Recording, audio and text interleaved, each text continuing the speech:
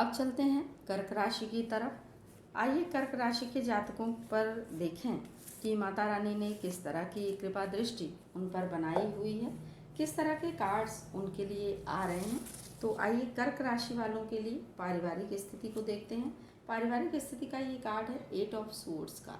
8 of swords का ये card ये दर्शा रहा है कि हो सकता है कि कुछ पारिवारिक समस्याएं ऐसी हों जिनसे आप स्वयं को बहुत घिरा हुआ महसूस कर रहे हों, लेकिन ये समस्याएं ऐसी नहीं हैं। आप हो सकता है कि उनके समाधान की स्थिति को सोच ना पा रहे हों। आप अपने बुद्धि विवेक को बहुत नियंत्रित किए हुए हों, तो उस बुद्धि विवेक को थोड़ा सा खोलिए और मस्तिष्क को खुला हुआ रख करके और निर्णय लें, सोचें, देखें। आपका निर्णय पारिवारिक हित में होगा और आप इन परेशानियों से पूरी तरह से निजात पा सकते हैं। उसके बाद है किंग ऑफ वैंड्स का ये कार्ड। आपके स्वास्थ्य की दृष्टि से स्वास्थ्य आपका इस सप्ताह बेहतरीन रहेगा, लेकिन फिर भी मास्क और सैनिटाइजर का प्रयोग करते रहें क्योंकि कोरोना अभी गया नहीं है। उसके बाद 10 ऑफ सोर्ड्स का ये कार्ड है। आपके नौकरी या व्यवसाय की दृष्टि से हो सकता है कि नौकरी या व्यवसाय के क्षेत्र में आपने बहुत सी चीज़ों से हार मान लिया हो। आप हार कर अगर बैठे हैं तो ऐसी स्थिति ना आने दें।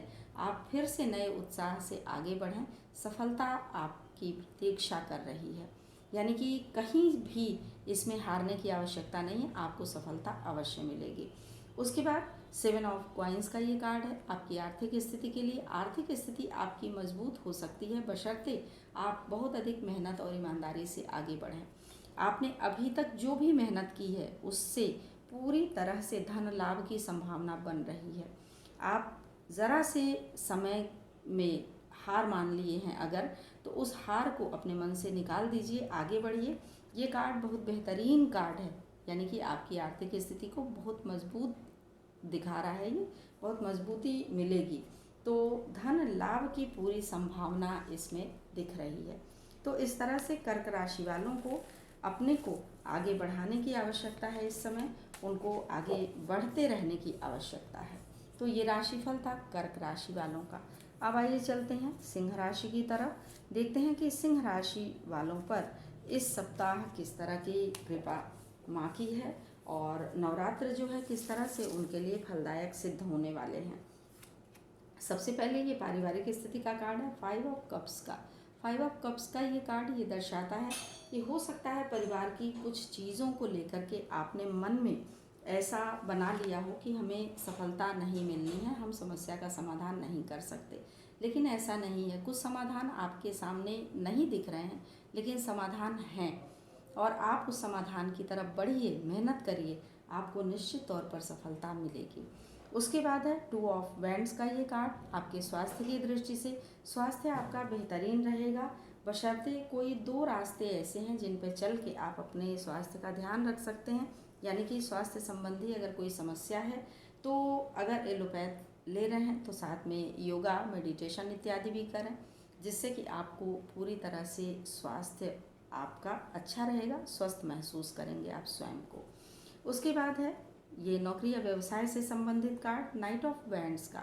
नाइट ऑफ वैंड्स का ये कार्ड ये दर्शाता है कि नौकरी या व्यवसाय के क्षेत्र में हो सकता है थोड़ी भागदौड़ करनी पड़े, लेकिन उस भागदौड़ से आपको सफलता निश्चित तौर पर मिलेगी।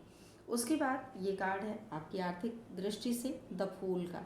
द फूल का ये कार्ड ये दर्शाता है कि अगर आप किसी तरह की मूर्खतापूर्ण स्थिति को अपनाते हैं, यानी कि बुद्धिहीनता से लिया गया निर्णय आपको हानि पहुंचा सकता है। अगर आप बहुत ही बुद्धिमत्तापूर्ण ढंग से सोचेंगे, बहुत ही अपनी बुद्धि का प्रयोग करके हर काम को करेंगे, तो पूरी तरह से आपको सफलता मिलेगी और पूरी तरह से आपके धन लाभ की संभावना बनेगी।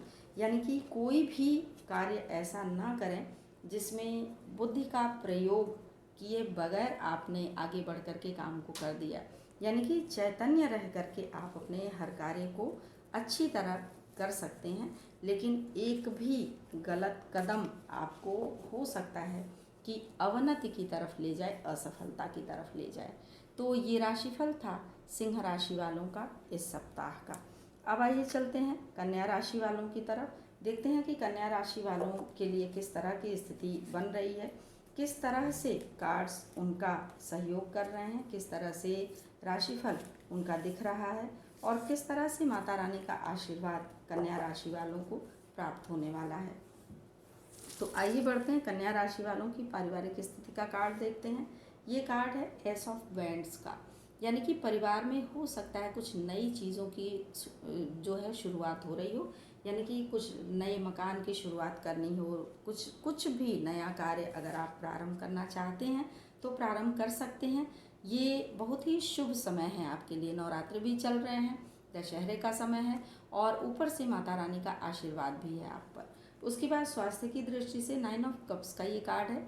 9 ऑफ कप्स का ये कार्ड दर्शाता है कि स्वास्थ्य आपका पूरी तरह से अच्छा रहेगा, बहुत अच्छे आप स्वास्थ्य के साथ आगे बढ़ेंगे, अपने कार्यों को संपन्न करेंगे।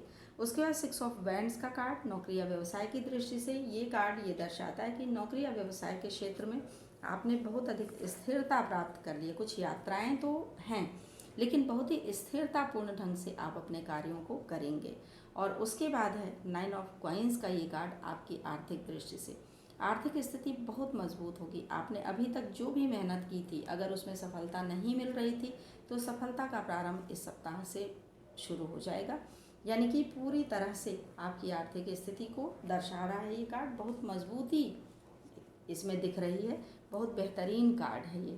तो इस तरह से जो कन्या राशि वाले लोग हैं वो अभी तक जो भी मेहनत किए हैं उसका फल प्राप्त करने के लिए इस सप्ताह से तैयार हो जाएं। पूरी तरह से इस सप्ताह से उनको फल की प्राप्ति होगी।